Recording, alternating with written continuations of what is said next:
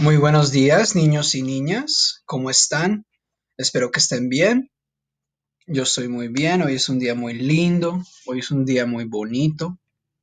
Mucho sol. Now let's begin with today's date. Hoy es el 21 de mayo, año 2020.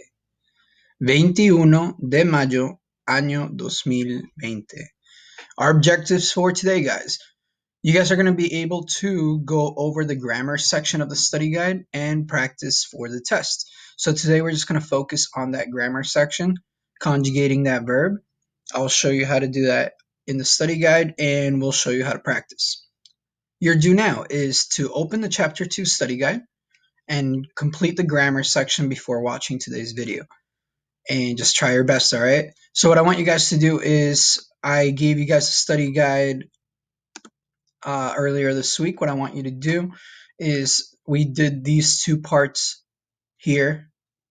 What I would like you to do is go ahead and complete numbers 11, 12, 13, 14, and 15. As you can see, they're multiple choice. You just have to pick the correct form, okay, of the verb.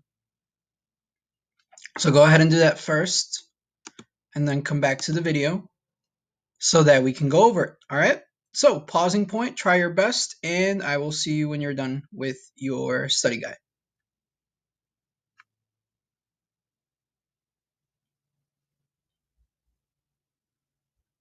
All right, and we're back. Okay, so I'm hoping that you guys took the time to try to do the study guide by yourself.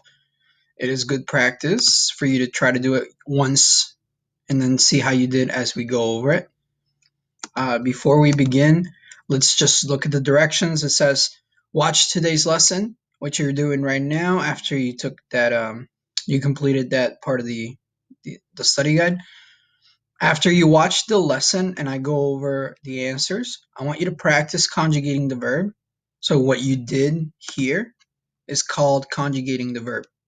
You're conjugating which verb type you need to use for the sentence. So once you're done with that, another way you can practice, and I would like you to do this, all right, it's not optional, I would like you to do this for at least 5 minutes, is I want you to practice conjugating the verb using this Quizlet that I'm going to attach to the lesson today, to the directions. And again, flashcards, the games, whichever way you want to do it, it does have all of the different forms of tener, to have, so you can practice which one is which and which one goes with which subject pronoun. Last but not least, I do have a video that further explains how to use tener.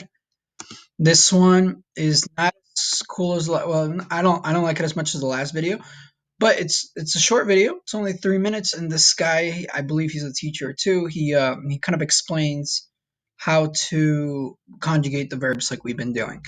The cool thing is here that something that I couldn't do that I didn't want to do it this year, to keep things simple, but eventually, if remote learning is to continue next year, we're not sure yet. But if it is to continue next year, I will do something a little bit more visual as far as showing you guys like pictures and stuff like that. For this trimester, I'm trying to keep things simple, but this video, he does use some pictures so you can, and sentences like this, so you can kind of see the sentence structure and you can see visuals with it that will help you to understand it a little bit better. Okay, so you guys can go ahead and watch this video. This one is optional. It's just if you want to practice a little more. All right, muchachos, let's get to the study guide. Let's see how you did. So, as you can see, it's very straightforward as far as what I'm looking for. It's multiple choice. You have 4 different forms of the verb tener, and then you have a sentence, okay? For these sentences, I don't know how you guys have been going about them, but you can do the same thing we did here with the siblings. You can try to take the sentence and rewrite it in English to try to make sense of what's going on. You could do that. Something else you can do is, if you're familiar with the grammar notes that I gave you for this week, okay? So if you're familiar with, let me see if I have them here. If you're familiar with this chart, you should have a fairly easy time doing these multiple choices.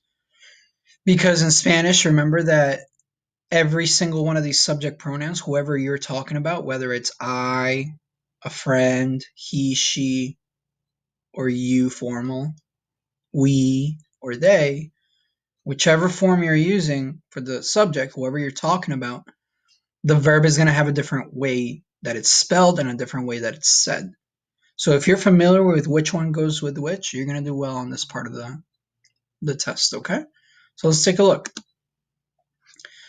This sentence says, number 11, tú blank un perro bonito. You, we're trying to say have, okay, a pretty dog.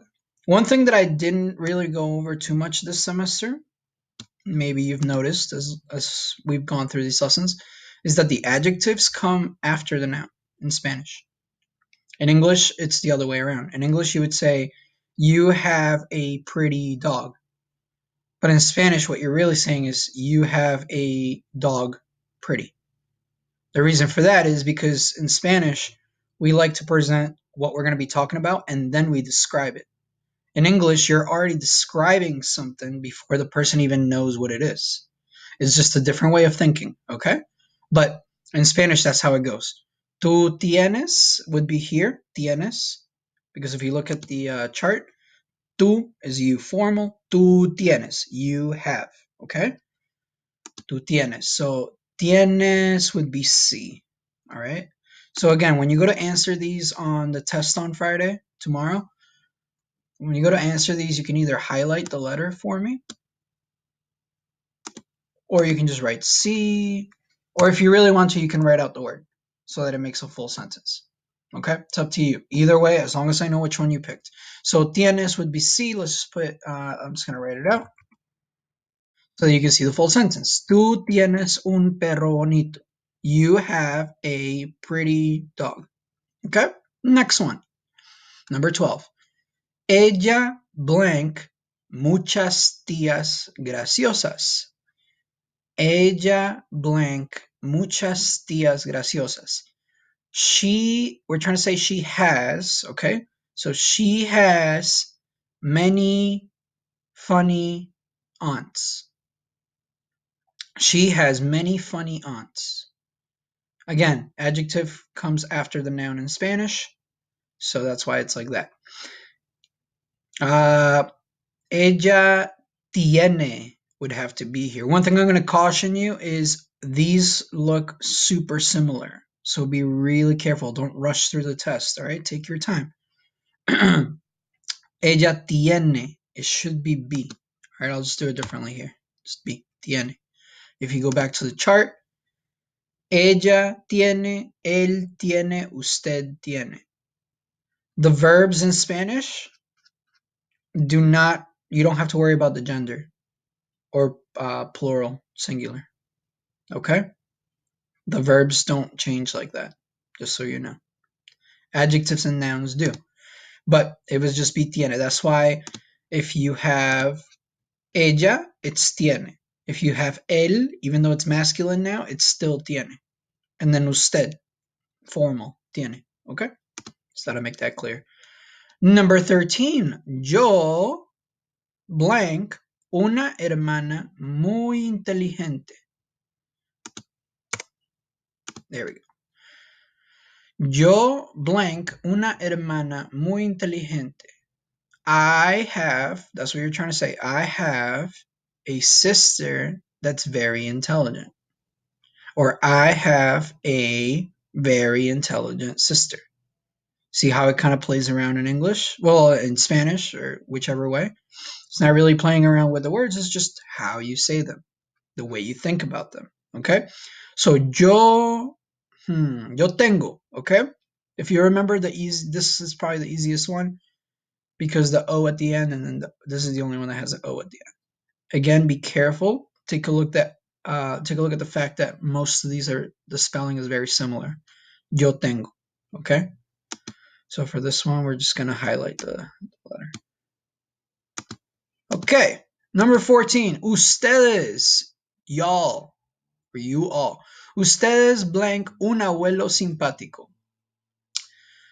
Um, ustedes, they have a kind grandpa. And then if you look at the sentence, they have a kind grandpa or grandfather. Ustedes tienen, this one right here, tienen, okay? A, tienen. If you go back, it's this one right here. See how it's very similar in spelling? All these are really close. Be really careful. So, ellos tienen, ellas tienen, ustedes tienen. Okay? And the last one. Nosotros tenemos unas mascotas locas. Um, we have some crazy pets. We have some crazy pets. The answer to this one is B, which is tenemos, nosotros tenemos unas mascotas locas. They're crazy. All right. That was actually it for the grammar part. In order for you to practice for the test tomorrow, what I'd like you to do is check your answer, see what you did, how you did compared to when we went over it. You can also look at this quickly too. You want to get familiar with the subject and the verb. This can also help you with the Quizlet, so you know. All right, and that is all for today's video.